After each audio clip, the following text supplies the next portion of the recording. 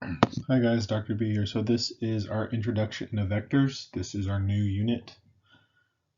We'll have a series of lectures related to this topic, but it shouldn't be too bad. Just so you know that this includes some algebra, some geometry, so make sure you guys are ready for that.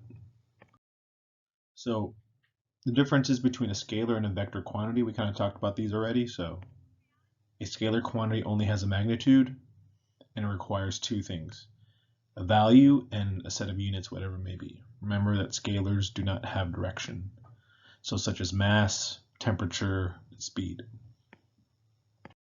Vector quantities, however, they have magnitude and a direction, and they have three things that they need. So they need a value, so that's a number, a certain unit, and a direction. Such as some examples are acceleration, that you already know, and a velocity, 25 miles per hour west. You know that the acceleration 9.8 meters per second squared, down, or that's the acceleration due to gravity. So a vector is represented on paper by an arrow. Hence the GIF. The length represents magnitude, and the arrow faces the direction of motion. So understanding vector directions, how to draw a given vector. So if I tell you that it's 30 degrees north of east, you start at the second direction and you move the given degrees to the first direction. So, for example, with this, you start on the east origin, so here, and then you go 30 degrees north to the north, of east. So this should look a little familiar in terms of geometry, I believe. So how to represent it graphically. So the goal is to draw a mini version of the vectors and to give an accurate picture of the magnitude and direction. To do so, you must pick a scale that represents the vectors and then draw the tip of the vector as an arrow pointing in the appropriate direction, wherever it may be. I suggest bringing a ruler to class. I have some, but not enough, so you might want to bring some to class when we come in, and you should have at least use something smooth and has a straight edge while you're doing these things. And the angle is always measured from the vertical or the horizontal. So this slide is just to kind of give you some practice in terms of and see how you can draw out vectors. So for the first one, we're going 5.0 meters per second east. So suggested scale could be 1 centimeter equals 1 meter per second. So if you had a ruler, you'd measure out like this, this is 5.0 meters per second, and east is implied when you're going towards the right, like this, of the origin. Next one is, can't see that color really, 300 newtons, 60 degrees south of east. So we don't really have to do just distance. We don't have to do just displacement or just velocity. We can do pretty much any type of vector. So 300 newtons, 60 degrees south of east. So we're going east. And if 1 centimeter is 100 newtons, so that'll be about, let's say it's about three of these squares. So from here, we're going to go about 60 degrees south of east. Let's say that crudely is 300 newtons right there, that line. The next one is 0.40 meters, 25 degrees east of north.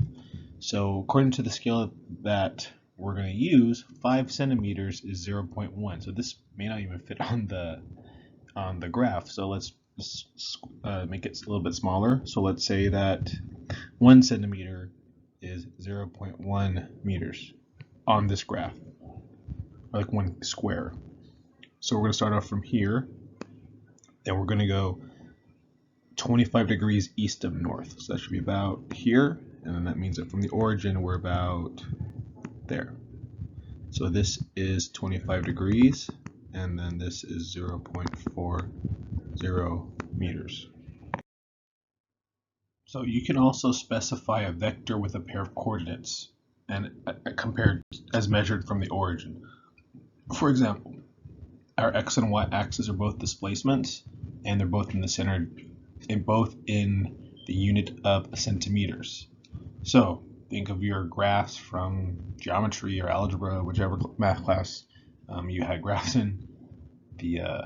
So how you can specify a vector from the origin, you can just say, oh, it is actually at, the coordinates of 4 and 1 centimeters.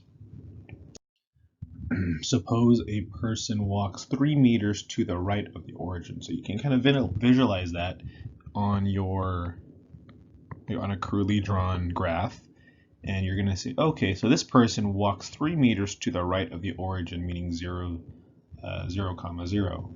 So what is the displacement vector?